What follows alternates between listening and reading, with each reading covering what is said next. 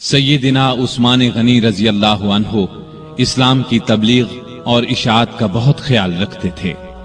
دوسرے مذاہب کے لوگوں سے بہت اچھا سلوک کرتے تھے۔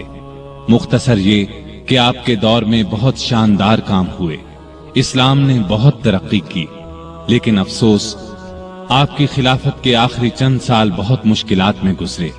اس کی وجہ وہ فتنے تھے جو اندر ہی اندر پک رہے تھے، سلگ رہے تھے۔ سیدنا عثمان غنی رضی اللہ عنہ کے خلاف سازشوں کا بازار جن لوگوں نے گرم کیا، ان کا سردار عبداللہ بن سبا تھا۔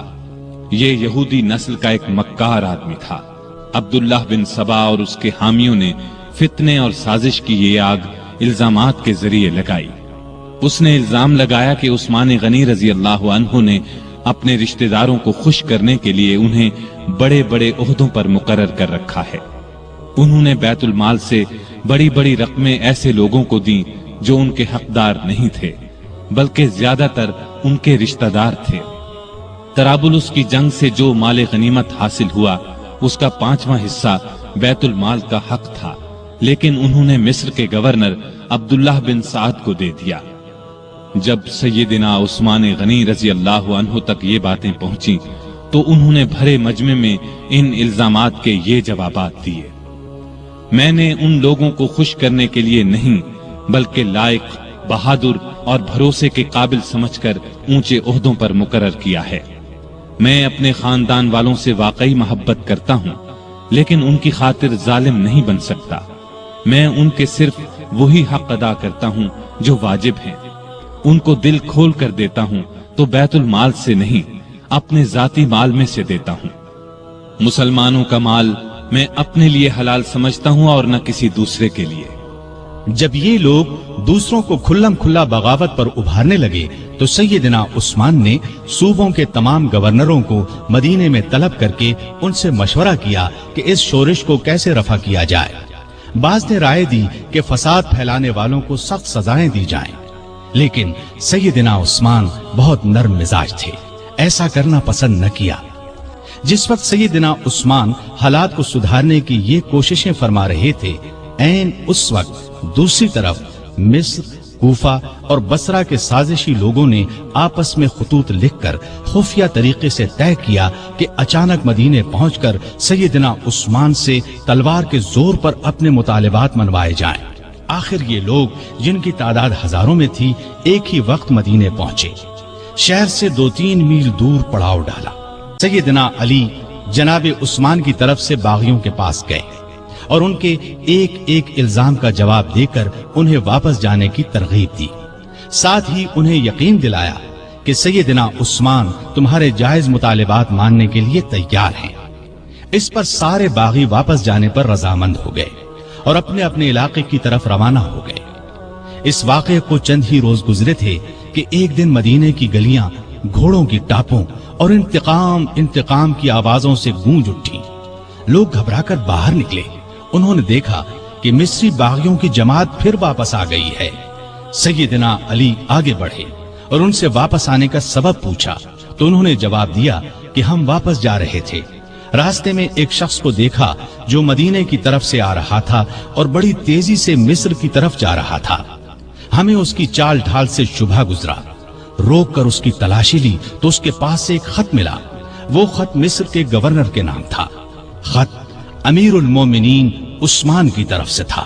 اس میں انہوں نے لکھا تھا کہ جو لوگ مدینے سے مصر واپس آ رہے ہیں ان سب کو قتل کر دیا جائے۔ خط پر سیدنا عثمان کی مہر بھی لگی تھی۔ اس خط کو دیکھ کر ہم نے سمجھ لیا کہ ہمارے ساتھ دھوکہ کیا جا رہا ہے۔ اب ہم اس دھوکے کا انتقام لینے کے لیے واپس آئے ہیں۔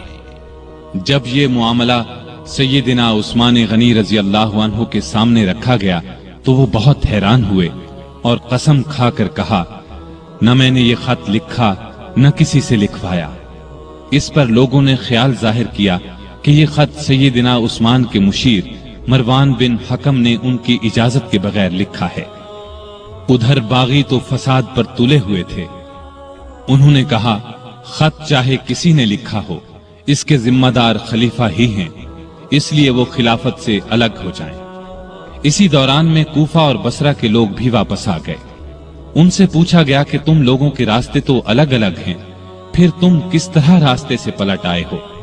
उन्होंने कोई जवाब न दिया और मिस्रियों में शामिल हो गए। सैयदना उस्मान गनी रजी अल्लाह अन्हु ने बागियों को जवाब दिया, जब तक मुझ में जान है खिलाफत से अलग नहीं होगा। मैं तुम्हारी हर जायज शिकायत को दूर करने के लिए तैयार हूं, लेकिन तुम्हारे कहने से खिलाफत की कमीज को नहीं उतारूंगा, इसलिए कि ये कमीज मुझे अल्लाह ने पहनाई है और मुझे रसूलुल्लाह सल्लल्लाहु अलैहि वसल्लम ने फरमाया था कि अल्लाह ताला तुझे कमीज पहनाएगा, फिर उसे उतारने के लिए लोग आएंगे तो इसे न उतारना। मैं ना तो तलवार के जोर पर खलीफा बना था और न कोई तलवार के जोर पर मुझे खिलाफत से अलग कर सकता है।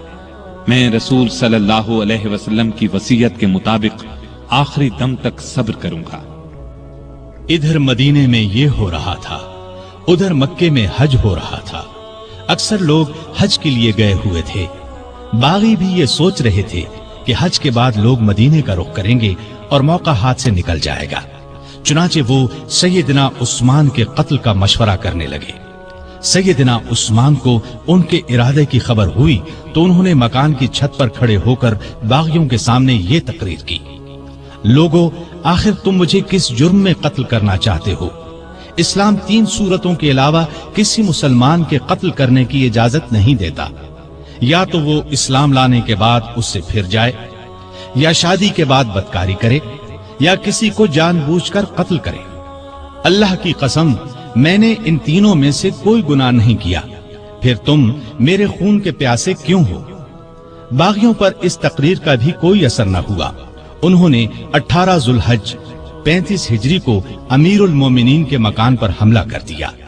घर के बड़े दरवाजे पर हसन बिन अली, अब्दुल्ला बिन जुबैर, मोहम्मद बिन तलहा रज़ियल्लाहु अन्हुम और कुछ दूसरे नौजवान पहरा दे रहे थे। उन्होंने बागियों का जबरदस्त मुकाबला किया और जख्म खाकर भी उन्हें अंदर दाखिल न होने दिया। अब 4 बागी साथ के एक मकान के जरिए दीवार फांदकर अंदर दाखिल हो गए। उस वक्त सैयदना उस्मान रोजे से थे और कुरान पाक की तिलावत कर रहे थे। जालिमों ने लोहे की एक सलाख, नेज़े और तलवार से उन पर वार किए। उनकी जौजा मोहतरमा सैयदा नाइला उन्हें बचाने के लिए आगे बढ़ी तो तलवार के वार से जालिमों ने उनकी उंगलियां काट दी। इस तरह जालिमों ने 82 साला निहत्ते अमीरुल मोमिनीन सैयदना उस्मान रज़ियल्लाहु अन्हु को शहीद कर दिया। इन्ना लिल्लाहि व इन्ना इलैहि राजिऊन।